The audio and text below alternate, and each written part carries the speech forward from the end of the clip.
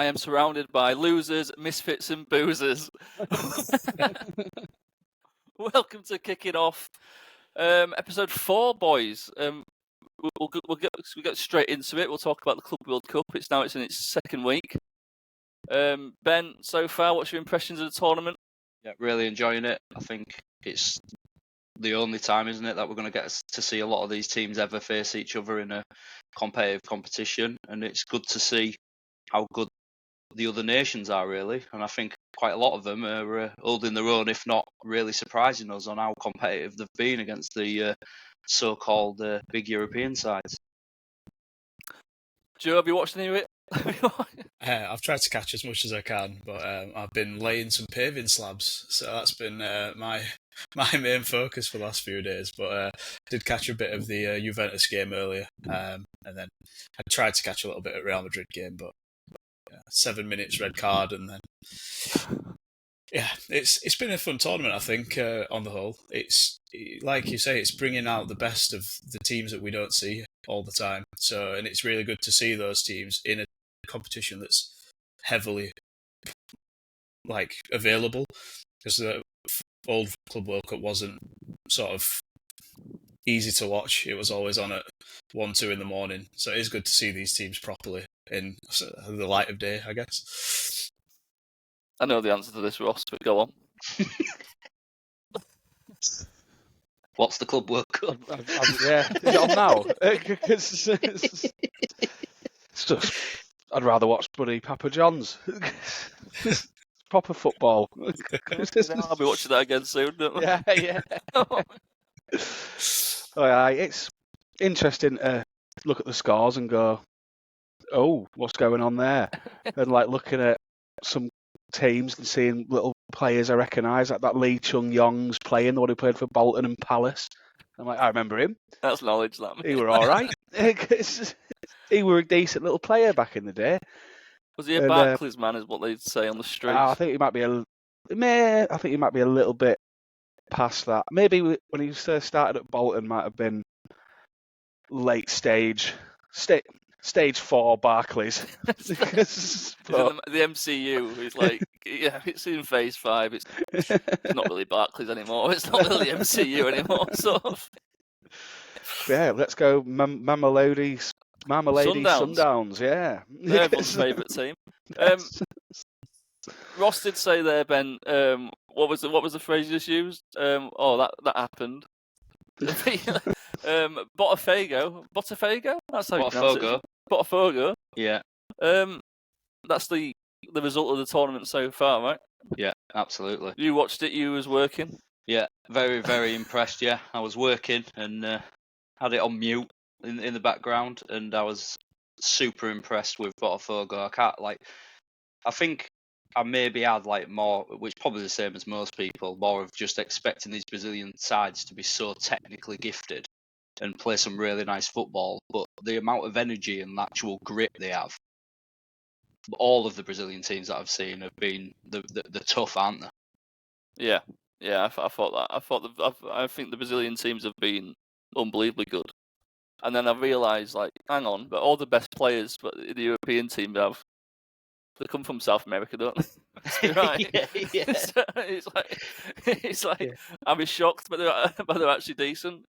Probably not, but you watch, like you say, you watched that game. Everyone in Europe seems to be saying, "How do you beat this PSG team?" What did they do? Did they just work the socks off? And was it as simple as that? Or they outworked them. They just pressed in 3s and 4s all over the place, and they really made PSG work for it. Don't get me wrong, PSG had the amount of possession you would expect them to have, but they didn't really manage to produce any sort of chances. They really held them down, defended really well, but when they got the ball, they broke forward and they got at them. They weren't slow in possession or anything. They were trying to make chances happen, and they really did create a lot with the amount of possession they had. Yeah. Joe, what's it been like seeing Trent Arnold playing in a Real Madrid shirt? Yeah, honestly, fine for me. I think I was probably one of the ones who were sort of. It stung a bit, and I thought, he could have done leaving a little bit differently, but it's Real Madrid calling. He wanted something different. He's been at the club for that long, so I'm quite say happy that he's gone. Obviously, if he doesn't want to be at the club, then that's fine. But yeah, he kind of suits it, I guess, doesn't he? He didn't have the best, 45 minutes, 65 minutes that he played. Didn't have the best time, but it's obviously he's still been asked to early defend, days. I think. No, that's what it is. Yeah. He's not getting away with it now. He ain't got Salah up there. Yeah, they've had to try and explain what right back position is, because he won't be doing any inverting in that team. No, I think he'll grow into a bit more. I think there's not as much need to defend as there in La Liga, so No. he'll probably end up looking fantastic. Surely not in that team. Yeah, you wouldn't have thought so. Speaking of South Americans, Ross has got his Leeds United shirt on. We did mention this in the Ghost podcast we recorded the other day.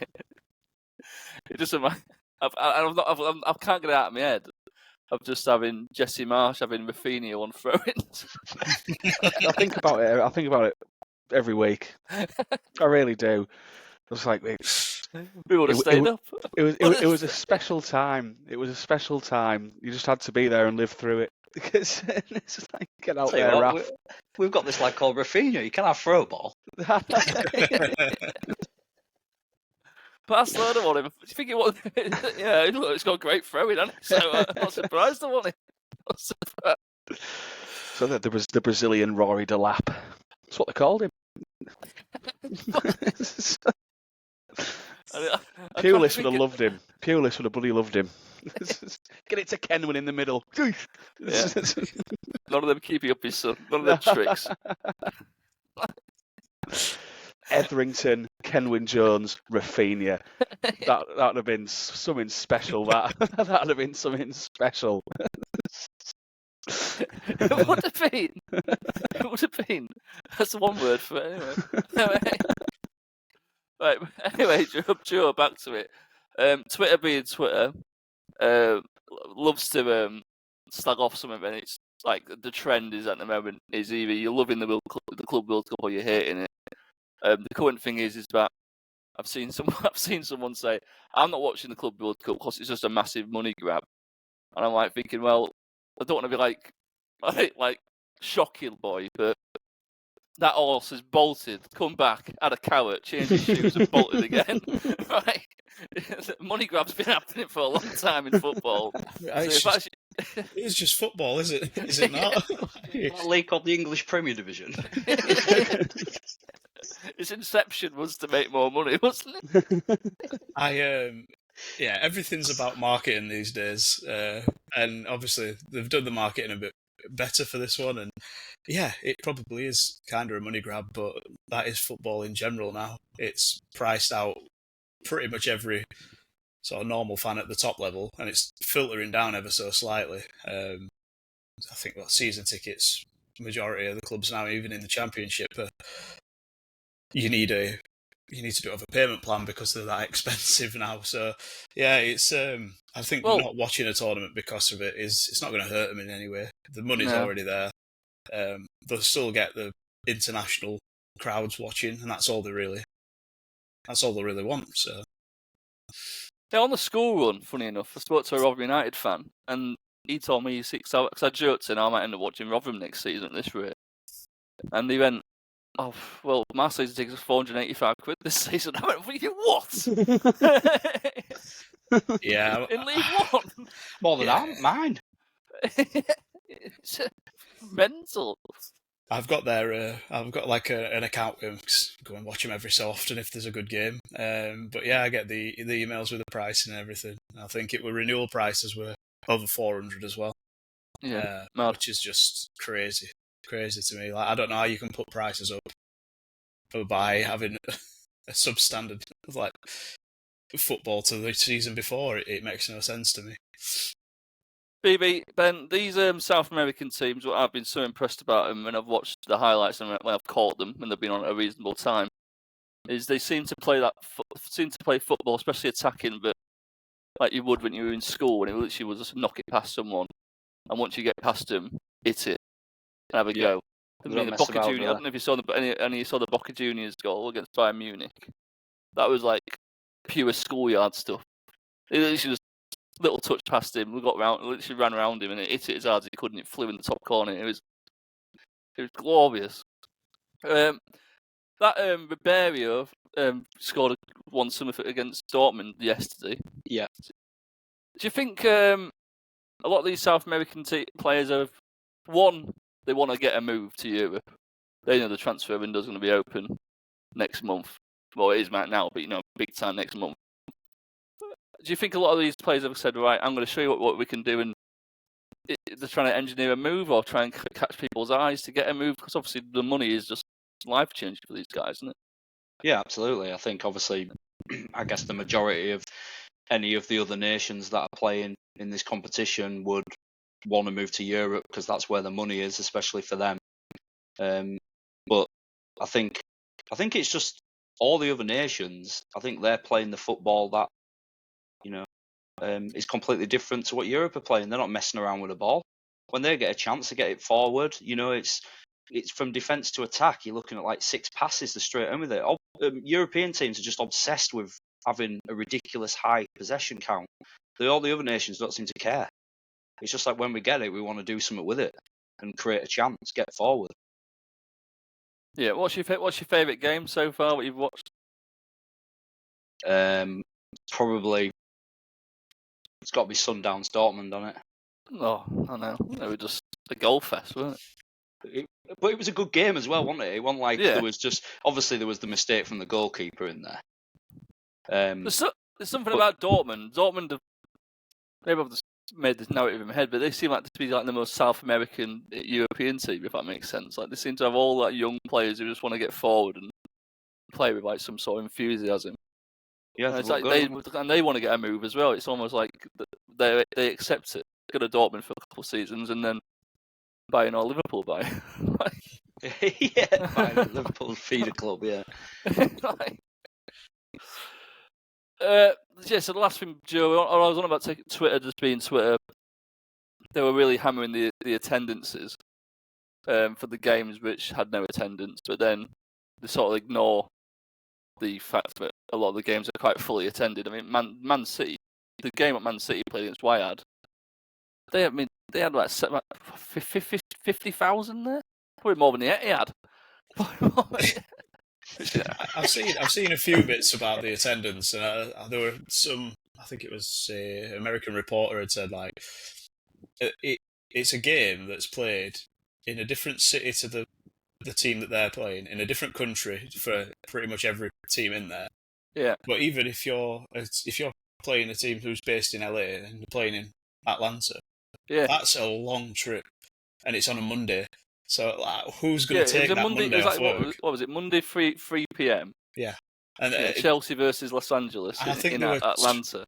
22,000 there in, I think, like a 60,000 seater stadium. Yeah. But they were just saying that it's not going to be well attended when you put in that sort of pressure on people to say, well, you either need to take a day off work to go to it, and you've also got to travel 10 hours to get there. And it's like, it's just not a...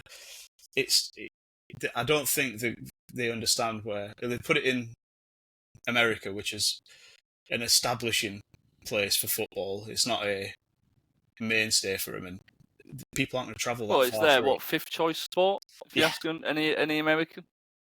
Absolutely, and it's obviously good because the facilities over there are pretty amazing. So it is good to showcase the teams and everything, but they don't play on proper turf. They play on like the AstroTurf kind of stuff, which it can lead to injuries as well. So there's a lot of pros, a lot of cons, but I don't think the attendance is something that like I would look at and take that to say that's what the experience was. Yeah. I think there's too many factors there. The country's massive. Like, you're not money as well, expensive. Exactly. America's quite expensive at the moment, isn't it? Well, the world is, but America definitely is. Well, I don't think the tickets were made very easily accessible with it. I think it is quite expensive to go and watch with it being in America. Somewhere, I think, and some weren't. I did hear that they were at one of the grounds that were based in or near a campus, and they were offering students 5 tickets for $20 to try and get Right, people okay. through the door. So Yeah. I think it's like they're expensive until they need to get them sold.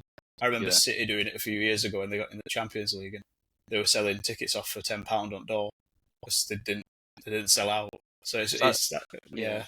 I know America have a very different concept to what they see as affordable for sporting events. Because like when we watch like boxing or whatever and pay 20 quid, and if they dare put it up to 30, everyone will go mental. But they pay like even when we've been paying 20 quid, they pay like $100 over there, don't they, to watch any like online sporting events. Just seems to be like a dumb thing. They're very social, aren't they? Like they'll have like a barbecue or just a street party just for your boxing match. So everyone just chips in a $10 thing, and they get like everything going, don't they? Whereas English people like, I'm watching it on my own at home, and none of you are got invited. You can text me about it. I think what I want to say about the attendance is, again, a World Cup, a normal World Cup, not the club one. You know, you're pulling fans from an entire nation to watch one team rather than a club. Now, I reckon a lot of Chelsea fans are probably waiting. Probably a lot of the English Man City fans are probably waiting for knockout stages, because they probably use a lot of annual leave anyway, because they won Chelsea won their European Cup, so they went far to Europe. So I bet a lot of people took a lot of days off leave to go fly around bloody Moldova and stuff like that, wherever they ended up. And then with Man City, well, again, you're probably just thinking, again, it's the price. I might as well, if I'm going to go out there, I'm going to go out there and the game matters, not against. I know Wydad Arab, but I've discovered they're a hugely followed club in over there in Morocco, Casablanca. But if you're going to pay, it's going to be a few grand in it to fly over to America and stay there for a couple of days and stuff.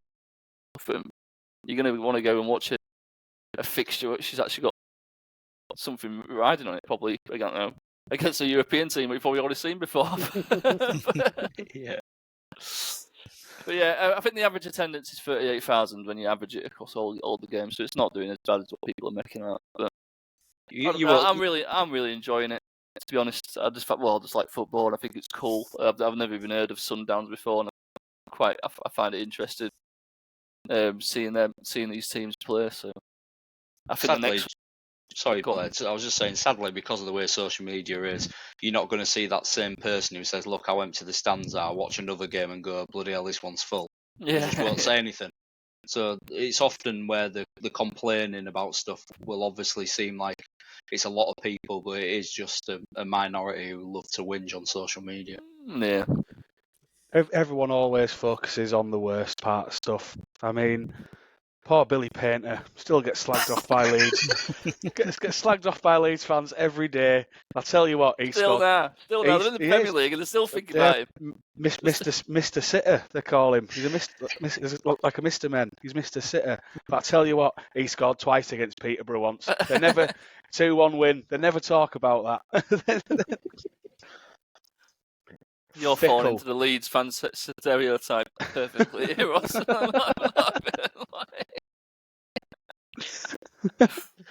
Right, so we'll move on. Has anyone got anything they want to bring to the table, or before I move on, I'm going to be basically going to transfers. Has anything else catched your eye in the world of football? It's been quite slow, hasn't it, really? Damien Duff's left Shelbourne. Has he? He has. Oh my God, where's he going? Don't know. Hey, maybe the big job's going to open up at Limerick soon. We don't know. We don't know. Shamrock Rovers. Yeah, they might be gasping for someone soon. Call Double D. I've seen, but Cardiff aren't exactly being very having a very good summer at the moment. Players seem to be leaving left, right, and centre there, and Ramsey wasn't offered the managerial job, so he left. So me and Ross are in a predictor every season where we pick 2 teams from every league. And I did have an eye on Cardiff, but I think I might avoid them next season. I think that's probably for the best. Yeah. They seem to be a bit of bit of disarray, don't they? A bit of free fall almost. Yeah, I know a club is in more free fall than them, but we'll get onto them. We'll get onto them in a bit. What about good old Ruben Sayers getting sacked from Hull City and then getting Sheffield United job? Sheffield United job, yeah. He's not good enough for us. We need to. Well, I can only think that Sheffield United was super impressed when we were there, Blair, to watch Hull City beating 3-0 at their place. So they had a lot of injuries that day. They did, and yeah. I know Chris Wild's excuse was he brought on Tom Cannon, and he's moaning about his squad depth. He's brought on a £12 million striker. Tom Cannon, Berrett, and Diaz. I think Hull City were rock bottom in the table at that point, weren't they? Pretty much. Yeah, I think we were rock bottom when that happened. Yeah. That was the only glimmer of light I've got at the moment, Ben. Thinking back to Sheffield United losing a game months ago. Right, we'll speak about Arsenal for a bit. I know Joe loves Arsenal. Zubimendi seems to be pretty much. I'll probably get official this week, won't it? Yeah. Has anyone watched him play? Because that's one player who's just like everyone tells me he's amazing. Never seen Sociedad play for a long time. So if anyone wants to tell me about him, tell me about him. I've only ever seen him play for Spain under-21s and Spain national team. I mean, that's not a bad. I mean, the national team for one is not a bad one to get in, is it? He's like Rodri. That's what he does. So obviously he's not going to be as good as Rodri because I don't know who is. Like he is the best. But I would have never got rid of Thomas Partey. I think it's the first season he's not been injured. Never letting him go. But yeah, the replacing him is a very good footballer. I'm just not sure how he's going to adapt to the Premier League like most foreign players. We'll see how he gets on. It's difficult, isn't it, when you watch? When you say that. I mean, the Premier League is literally 95% foreign. Yeah, but I mean, like sometimes they just take ages to get used to the fact it's a lot faster and you put under a lot of pressure. It takes them a bit of time to adapt. Sometimes I just worry about when you're watching these really good players play in like the midfield role for Spain. Because albeit they look really good, they're also surrounded by absolute superstars who never give the ball away also. So sometimes it can mask, can't it? Another news coming out of Arsenal seems to be they undecided who they're going for, Sesko or Gyökeres. There's something about Gyökeres, Ross, I don't know about you, because we saw him at Coventry. I just think if he was that good, I just think back to Adel Taraps at QPR, and he was that good. He just dragged them out of the Premier, dragged them out of the Championship. He didn't do that, and he didn't exactly leave Coventry as like a 19-year-old, 20-year-old. He was 23, 24 when he left Coventry, so he wasn't exactly like some young talent. I mean, what do you think? And we've seen in the Club World Cup the Portuguese teams are getting absolutely hammered. So unless they play Auckland. Yeah. Play Auckland, yeah. So I was going to say, when you were talking about people playing for a move, I was like, I can't see back far from Auckland having many suitors after this one. I don't know. When's he going to pay a plumber? When's he going to pay £7,000 a week, Nick? So... Yeah, will it take £7,000? Maybe. Can we get an Auckland player? But yeah, anyway. Yeah, Big Vic. Like you said about Portuguese teams, I mean, I feel like we've seen this before. I mean, yeah, he scored loads of goals, scored a fair few penalties, but even still, take the penalties away, he still scored a shed load. But do you know who else scored a shed load? Bas Dost. Dost. Yeah, where was he at? He was at Wolfsburg. He was at Sporting Lisbon, wasn't he? And he Canelli'd fart and it'd go in top corner. he were unbelievable, and then he'd get a few goals here and there, but he was banging in like 40 a season there. It's a weird league because there's quite polarising players. It's usually they either do incredibly well or they're terrible, and there's very little in between.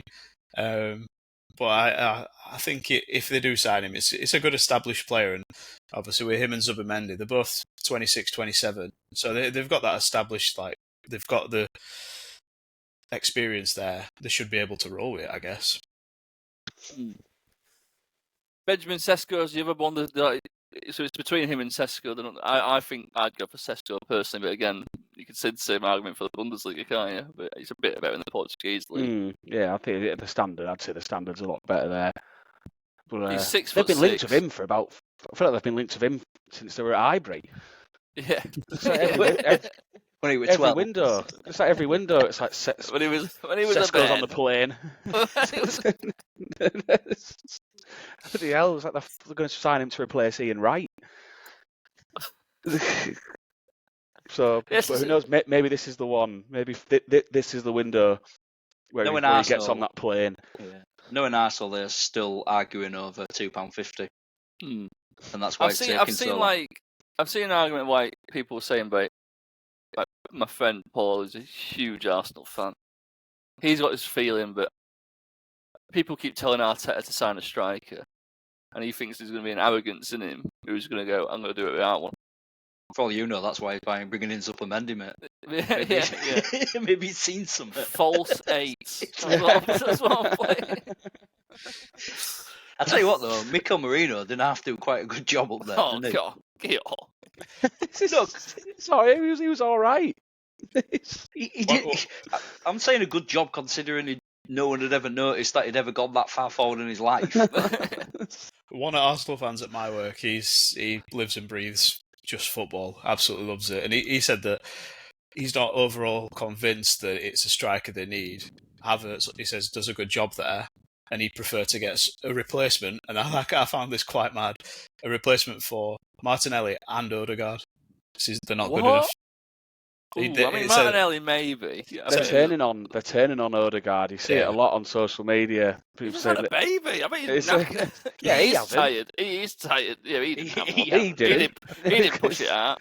He's got like a quite feminine face, but don't need a replacement for Odegaard. He's called Ethan Wanyeri. But yeah, he said that their sort of output hasn't been good enough. I agree with the Martinelli thing. As much as he can beat 6 men by running past them, there's a good chance his cross just goes straight into the stand. Yeah. Like that. He does everything until the last minute and then makes a mistake. Well, that was the Sterling signing, wasn't it, really? That was like, are you going to replace Martinelli? And that was an absolute shower of shit, wasn't it? Yeah, he's done, isn't he? Yeah. I mean, he's happy. He's won everything. and earn a lot of money. So he's still on about 300 grand a week at Chelsea, so he won't really care, will he? Yeah. I don't know. In Chelsea it'll be a 7-year contract, so he'll end up with millions. I'd go Sesko, and I think their set piece coach will have wet dreams about Sesko being. Oh. I mean, Gabriel and Sesko in the box on the corner. Oh. Sesko's 6'6" and can jump about 6 foot off the ground as well. Have you seen his headers? He literally like bloody hurdles a man and just heads it in goal. No, Joe, we can talk about it now. It's official. It's official. It is. Finally. Florian Wirtz. It feels like it's been a long process to get that over the line, but yeah. I'm glad it weren't a saga, though. I'm glad it weren't a saga. You know, these ones that used to just drag on till deadline day and you go, oh, finally got it over the line, and then it turned out to be crap. Yeah, you must be over the moon, right? Yeah, absolutely. I said last week it's just a crazy signing for us. We usually go for the cheaper option with potential, but this is just like a real statement signing. Alongside obviously Frimpong coming in as class replacement for Trent, and then it looks like Gyökeres is done, but we'll wait for the confirmation for that. I know. Poor Bournemouth again, absolutely decimated, aren't they? Yeah. They're losing players left, right, and centre. PSG are coming. They've got that Ukrainian lad, haven't they? Yep. PSG are coming for him, apparently. Well, they're going to have to sell him, aren't they? And they've lost Daniel Jebison. He's gone to Derby, dirty player. Season's falling apart. I saw that they lost 4 of the back 5. It's never a good start, is it? Never a good preparation for its season. Yeah, because Kepa's left. He's going to Arsenal and £5 million. Yeah. Huijsen's left. Gyökeres is leaving, and then apparently Zabani. So absolutely. And then the forward, is it Semyon? Is that how you pronounce it? Semenyo. Semenyo, yeah, he's off to Tottenham by the sounds of it. Of course, Bremo don't want to go to Spurs. He wants to go Man United. Yeah, not sure about that decision, to be honest. But it's clearly not a footballing decision, is it?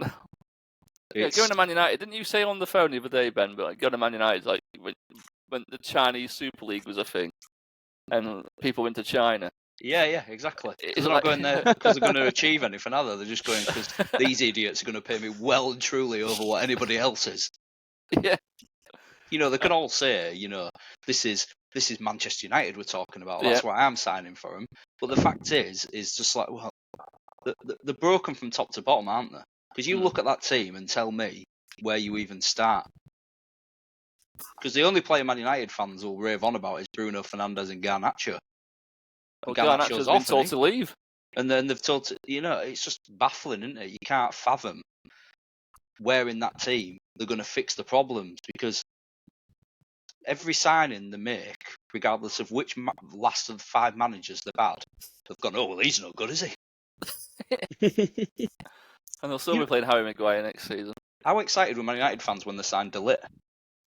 Oh, yeah. And then you realise... Still thought he played for Ajax. You realise that... They've ignored his other 2 moves. I've gone a bit badly. That's probably why Bayern let him go. Yeah. Well, it was that sort of thing where he'd been let go by Juve and Bayern, and that's when you think... Yeah, something's wrong. I mean, he was still probably one of the best players last season for United, and that's saying something. Yeah. Him and Mazraoui were probably 2 of the more consistent players at the back. Dalot had a terrible season by his standards, and obviously the system wasn't working properly. So it's just, it's hard to... Well, it's hard to tell now, is it? Is it the system? Is it the manager? Is it the players? Because it's 5 managers or whatever. It's cultural now, isn't it? It's got 5 system, but their training ground must be an absolute horror show to be in, because it must be horrid there, day in, day out. He's got a Man United badge on wall. Well, yeah. Yeah, it must be horrendous, because like you're seeing like just how like happy and stuff like Anthony's been since leaving Man United, and to be fair, he's looked brilliant in a Betis shirt, hasn't he? Scott McTominay. Scott McSauce. He's absolutely tearing it up. But he's chaining cigarettes, winning Scudettos. He's having the time of his life. But real football fans went, get rid of him. He's the one you need to get rid of. Out of all their players, no one went, get rid of Scott McTominay, mate. When my mates who were Manchester United fans were talking about, like, oh, we need to upgrade, like, McTominay and Fred are no good, I was literally having the argument with them and saying, like, you do realise they are your only legs in midfield. If you get rid of them, you're just going to get absolutely ran all over. No, the crap. They go, have no legs left in midfield. And then now, they just get every team, like, as well as signings. Like, Real Madrid must have been laughing their heads off when Man United came in for it. 60-odd million, was it, for Casemiro? Yeah. And what's he on? 350 grand a week? 300. He's the highest paid player. He had one good season, and Real Madrid knew he had one good season left in him. Give him a 5-year contract. I mean, they ain't shifted in. They've had a bit of a track record, though, haven't they, of signing the old ballers who are just a bit past it. I think Zlatan was probably the only one who actually worked out for him. The rest of them was just... You don't think they're terrible, though, of like, even when the players haven't worked and they're running out of contracts, why do they keep giving them new ones? No one's buying them, mate. No one's coming in for them. Like Luke Shaw, is he just going to keep collecting a wage to play 8 games a season? Well, he might be really good, Luke Shaw, when he's fit, but he hasn't been fit for about 7 years. Even when he's fit, he doesn't look fit.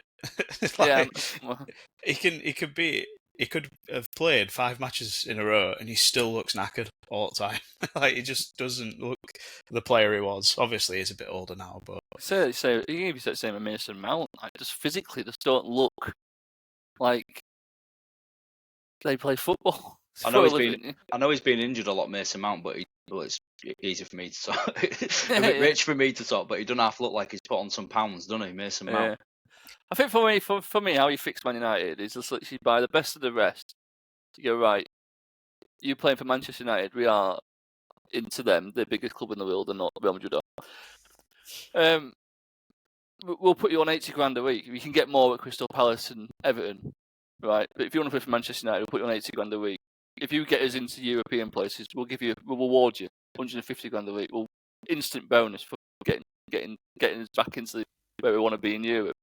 And actually have players who actually want to be there for something.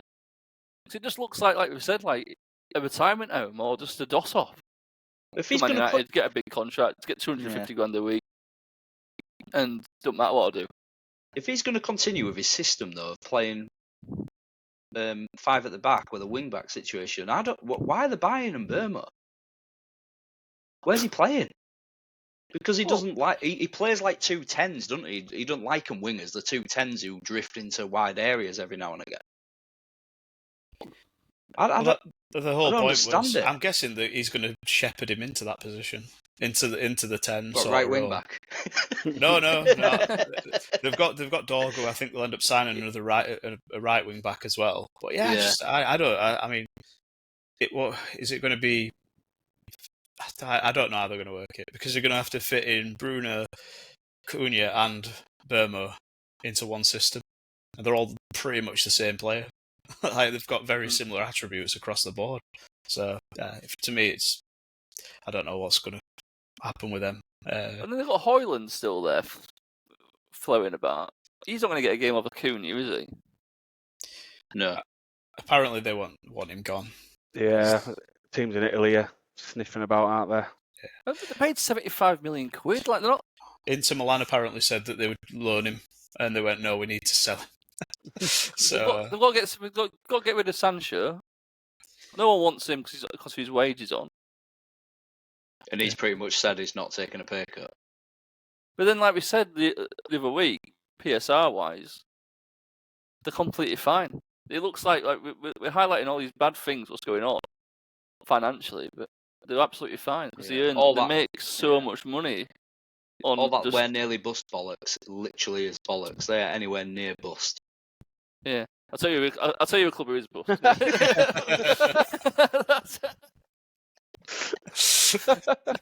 You're gonna have to do a job at right back, mate. You'll play for free, won't you, just to get him through the season? Well, £7 grand. I said, no, take the 7. Take the 7. Look, if I've got to do a job, I'll take the £7 grand a week. For the love of the club. I'll get into Wednesday in a bit, but I did see someone, because Barry Bannon's out of contract, and I shouldn't have said it online, and I got murdered. I said, yeah, we'll see how loyal he is now, if he can only be offered £7 grand a week, because he can be loyal when you're getting paid the highest amount of money at a club. Like, I'll be loyal anyway. I'll be most loyal. You know what I mean? Yeah. It's not thinking that, like I'll be as loyal as long as you pay me the money I want. Yeah. I'm the most loyal player ever, as long as you make me the highest paid player every year. Hey, I'll never leave. Yeah. Go on then, roster toss. Leeds United are starting their preparations for the Premier League.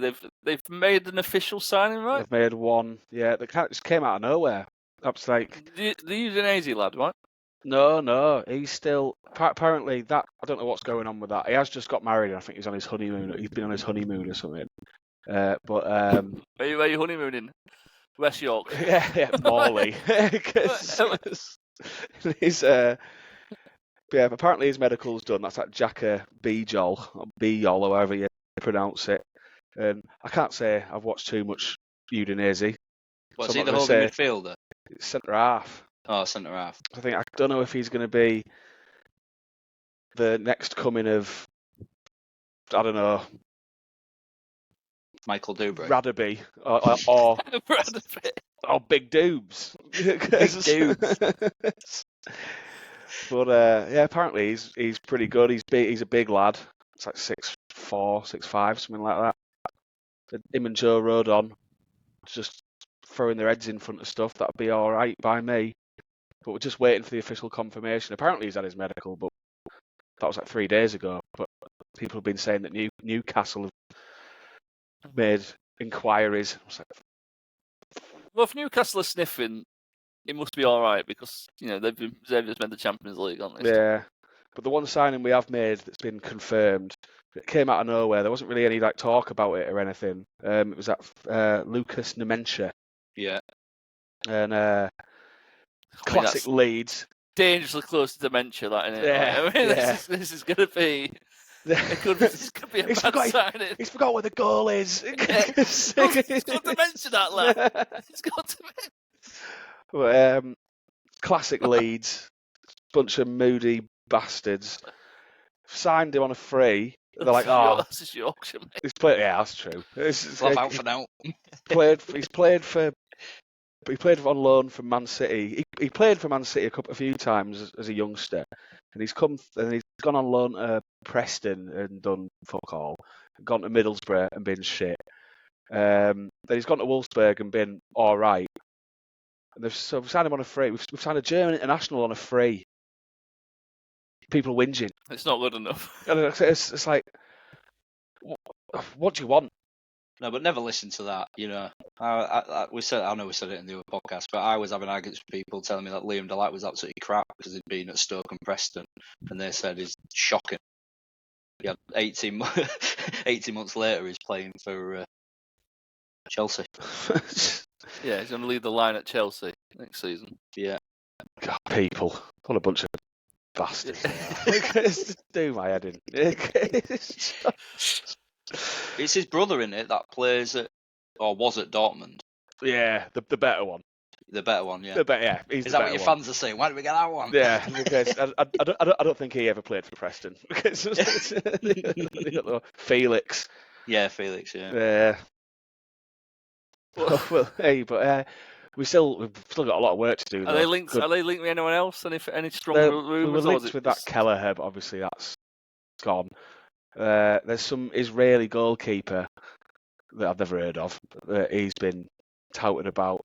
Apart from that, there's been loads. There's been loads, but there always is. That guy who scored against England the other day for Senegal, Diarra. Yeah. Some guy from Anderlecht, some guy from Strasbourg. There's all sorts, but we'll see what happens. Because, Max Aarons, that's another one who's left Bournemouth. We tried to sign him because obviously he played under Farker last year. Yeah. Where is he at? Is he still at Norwich? He's at Bournemouth, but he was on loan. Okay. Right. He was on loan at Valencia last season. Okay. But so Leeds went in for him and didn't happen. Apparently he's going to sign for Rangers. Right. So 49ers can get him. Yeah. But can we get him at the wrong for club. Rangers? Yeah, they got him the wrong bloody club. But hey, maybe there'll be a loan on the table. Who knows? When Jayden Bogle gets found out in the Premier League again. Just to cook the books, a bit like when New York City signed Frank Lampard and then get a loan to Manchester City. Everyone else is doing it. Why? Let's do it. Now they're like, where these charges come from? I don't see. We've not done anything wrong, have we? Them charges that have just disappeared into the ether. Joe, I've not spoken to you yet. Have you seen any transfer news for anyone? What's coming up soon, or is Liverpool linked to anyone else? Are you linked to anyone else? Is it just Gyökeres? Mark Gahey now. Oh yeah, because Kwanzaa's off to Leverkusen, right? Yeah, I mean they came in with 35 million for him, and it's hard to say no when he's probably not good enough to start for us. He's okay as backup, but he's still young. I think going to Germany would be a really good step for him. But yeah, apparently we're looking at Mark Gahey as a replacement. So trying to get Mark Gahey as backup for us. That'll be another expensive one. A team that spends no money. He's only got 12 months left on his contract. They've still got the Coutinho money, mate. They've still got that Coutinho. Oh yeah, it helps when you've not spent any money in 3 years. I think last time we actually spent proper money on the player was probably Nunes. Well, I suppose yes. But it's like, if you look at it, I don't know how our PSR is better, to be fair. But yeah, if you put in this summer, it's probably not looking too good the next year. I mean, look, they can spend it. Like, the rules say they can spend it. They make a lot of money. Like, you've won the league. Like, It's harder to stay at the top than to get to the top, as they say. So We'll take a leaf out of Chelsea's book and just sell everything to ourselves. Yeah. They Women's team. sold the I think women's that women's team's worth 300 million. I think. Well, they sold the women's team for 200 million and 2 car parks in the ground to themselves for another 100 million. It's just that for me. That is just ridiculous. Like, how it's even allowed, and or how that even passes as making money. It's because like anything in English football, there is no actual written rule, is there? It's just it's all grey areas, and this is why I think Man City are going to get away with the majority of all the issues they're under, because it's not black and white, and it needs to be black and white, and that's why until it is black and white, you will continually have these very, very clever lawyers working out ways to manipulate the system, and unfortunately, teams like Chelsea and Manchester City can pay for the best lawyers. Yeah, and they can drag cases out a long time and all. Yeah. I'll tell you what we'll do. We'll inundate them with paperwork for the next 3 years. Yeah, they'll just drop it in the end. They'll just forget. They'll give up. I'll tell you a decent signing that's happened. Go on. Because I say Ben's got a semi.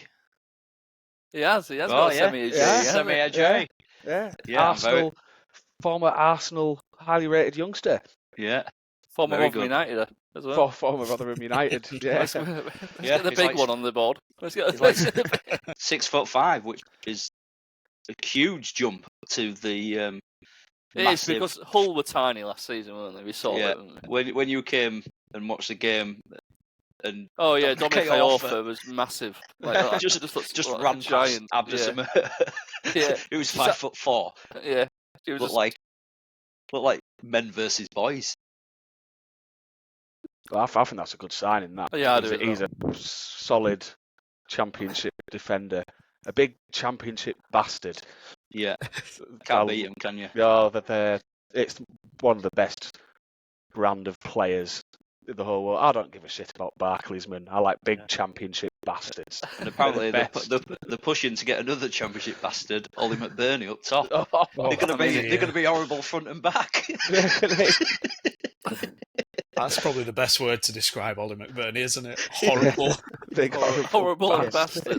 Yeah, but he's one of those players, isn't he, where he is absolutely horrible. But if he plays for your club, you love when your players are horrible. It's just you never want to play against him. Do you reckon he practiced his perfect Spanish when he got an out? I don't think he was doing it. I don't think. He memorised the cocktail list down at Las Palmas Beach, probably. He probably said, "What, you don't do Madrid in Spain?" That was probably his reaction when he moved over there. Well, he's from Leeds, so he's a penny pinching Yorkshireman. It's not paying that. 16 euros for 2 margaritas. Fuck off. I'm going to Hull. Dirt cheap there. Got a Hull. What 20 Weatherspoons, one on each corner. I'm going there. £3 doubles on the Humber. Well, as much as I love talking absolute bollocks about football with you all, let's do a quiz. Here we go. Right, it's a big one now. There's 3 here. This is highest of stakes. Weakest link. I'm gonna go. You look a bit like Anne Robinson, Blair. I do. I mean, I get it a lot.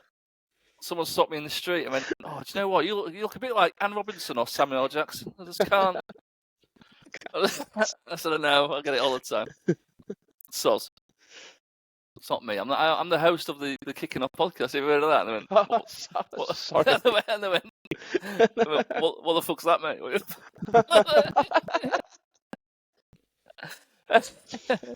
Anyway, right. Because the Vert signing was a big boy, I'm looking for the 20 most expensive Premier League signings of all time. I'm on transfer mark, so it might not be 100% accurate. They are in euros on the list, so just think about that. Like euros, I don't know what Was it 1 point? Is it 1.3 euro to a pound? So if I say a figure and it's not quite right, it's because I'm doing euros, not pound. I'll go in order on my screens. I've got Joe top left, Ross top right, Ben bottom right. So we'll go Joe, Ross, Ben. We'll go around that order. So Joe, you've pretty much got an open goal here, mate. Name it top 20 most expensive signing, mate. I'll go with our new boy then. Wirtz is number 1 on the list, according to this, at 125 million euros. Just, 100 million quid. But when you put the Kwanzaa deal in there, it's 60 million. Isn't it? How got 40 million for Kwanzaa? Jesus, the market is broken. Right. Ross. I'll go Enzo at Chelsea. Enzo Fernandez is number 2, 121 million euros. I said, Ooh, he is 5. 116 million euros. I'll go for a big Basmati Rice down at Arsenal. Yeah, he's number 4. 116.6 million euros on here. Worth every penny. Jack Grealish. Oh, yeah, you're actually top 5 done. Smashed it out of the park. Might get a bit tricky now. Harry Maguire. Oh, 10. Number 10, 87 million euros. I'll go Joseph. Lukaku. Yeah. Lukaku, number 6, mate. 130 million euros. So that would have been, 95 million quid, probably? God, he weren't very good at Chelsea, was he? Both times.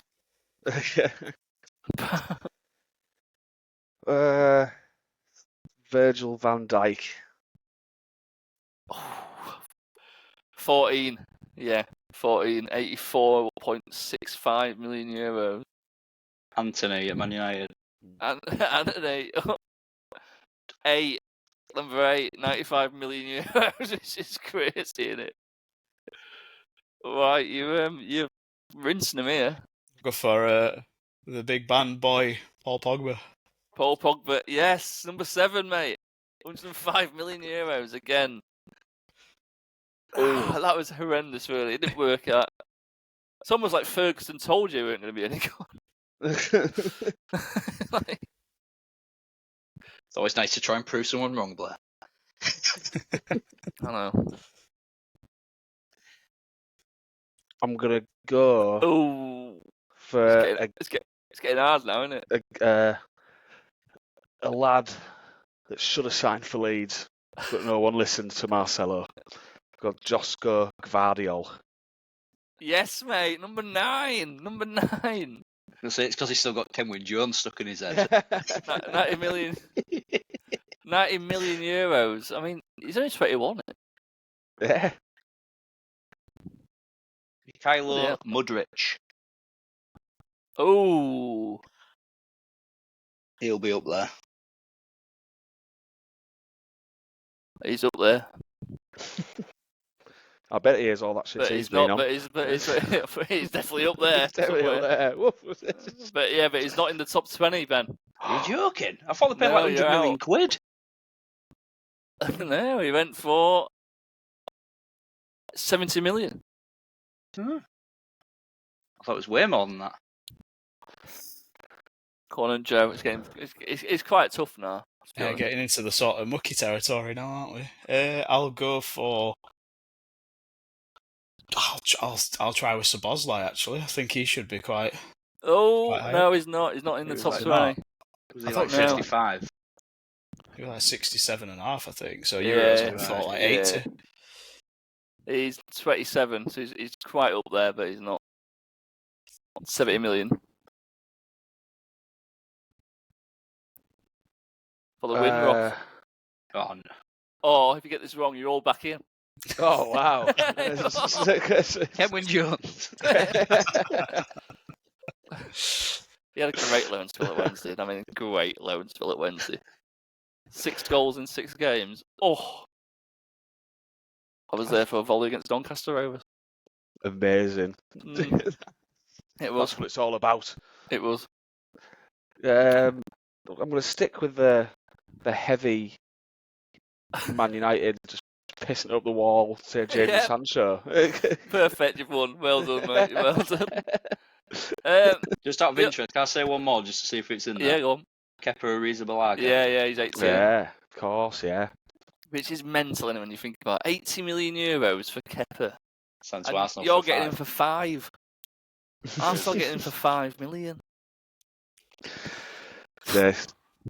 Ridiculous. It's How could you get that interesting, bad? isn't it? Like, you were so good for 80 million, so now they're prepared to sell it for 5. Who did he sign for, though? He had like Real Madrid. He's been to like Real Madrid and Bournemouth in Yeah, that time. He was Bournemouth's best player, and Yeah. instead of what's happened, Chelsea haven't thought, oh, actually quite good, this lad. They've Yeah. gone, no, we'll sell him for 5 million and buy a new one. And all their fans talk about is how shit Robert Sanchez is. And we need a new All the goalkeeper. keepers are crap. Yeah, You got they've like, got you got like 10. they've got like Were any- 7, haven't they? Yeah. Were any of their keepers cheap? I don't think they were. No. Didn't they pay like 30 odd million just for like Jorgensen as well? Who they don't like. God, you lose track, don't you? It's like I think Leeds have been linked to that Petrovic as well. Actually, now I'm thinking about it. There's another one. Yeah. Oh God, it's Well, crazy. He had a good season on loan at Strasbourg with Liam Rosenior. Yeah. That's it. Whole managers keep getting sacked and getting good jobs. I don't know. Yeah, they're either very lucky or our chairman doesn't know what he's doing. I know a chairman doesn't know what he's doing, but Every section of this podcast has somehow led back to Sheffield Wednesday. It's seamless. It's great work. Like the other people on the list, Kevin De Bruyne was 20, 76 million. Mm. Then Rasmus Højlund, these are the ones you missed. Rasmus Højlund, Nicholas Pepe. Oh yeah, Oh, of course. Yeah. Oh, it's 72 This one- or something. Yeah, well, £72 million to 80 million euros. He was a flop, wasn't he? A flop and a half, really. Let's be He right. were good in Europa League. Anything else, he were just terrible. At least he had a first touch. Ireland don't even have that. He's 76 million and scored 9 goals in Serie A. I The thought only one- Højlund were actually going to do well, and he proved me wrong. So The only ones you've missed out of the top 20 then, apart from them two, so you missed De Bruyne, Højlund, Pepe, and then it was Havertz, Oh, yeah. Wesley Fofana. Yeah. Oh yeah. Chelsea Of paid a course. lot of money for him. Yeah. How much did Chelsea pay? 80 was it for 80 million euros for him. from Leverkusen? And then Jeez. Leicester, wasn't it? Darwin Núñez is the other one. Oh, of it's course. 75. Yeah. I always forget about him because he's just terrible. I think there's a player in there for someone, but Scored not- loads of not- goals in Portugal. He did. Again, yeah. Stay away from Gyökeres, that's what we're saying. Is that what we're saying? Oh, if he Well, goes to Man that's United and flops, it's fine with me. If he's willing to take £7,000 a week, he's happy. Yeah. If Arsenal sign Sesko, we'll praise him all next podcast on he goes to Manchester United and flops. Because they'll never be able to sell him because he'll be on a fortune. Just on a side note, anything other than football, I have finished Slow Horses and I can't recommend it higher. It's probably a 7 out of 10, but when Gary Oldman on screen, it's a 10 out of 10. He is a great character, and that's all I'm going to say about it. I highly recommend it. The show's just good from start to finish. Yeah. It's very, very good. I mean, one of my favourite lines was his PA gets basically abducted, and he goes, "Fucking hell, they've got Standish." He goes, "I need to get her back to find out how much fuck all I've got to do today." And I was just like, this guy is just quality. Other than that, have you watched anything? Ross, what have you watched? Go on. Oh, I did go to Leeds on Friday night. Actually, I watched Greg Davis aye. live. That was funny. He's a funny man. He spoke about pedos, prostate. All the P's. Yeah, it's a bit. Yeah, it's a very, very funny show, and I would recommend going to watch that as well. It's touring until end of middle of next year as well. Yeah, we looked at getting tickets for one in Sheffield, but we end up getting Pittsburgh Steelers tickets and. Right, instead. I mean, very similar, I suppose. Yeah. Both If you hilarious. can't get one, you get the other. Well, they're a damn sight more expensive, so I'm like, wait, well, we're not going to go to that then. I got a free ticket because my sister's fella is absolutely massive. What 7 foot 6 or something? And it was like, hey, I can't fit in the seat, so you want my ticket? I was like, yeah, go on then. Right, all I've been watching is 70s Doctor Who. I mean, that's all I've been watching at the moment. British institution. It is a British institution. It's a damn shame what happened to it. Damn shame what happened to it. That's for a different podcast. That's just called the Kicking Off podcast. I'm fucking kicking off.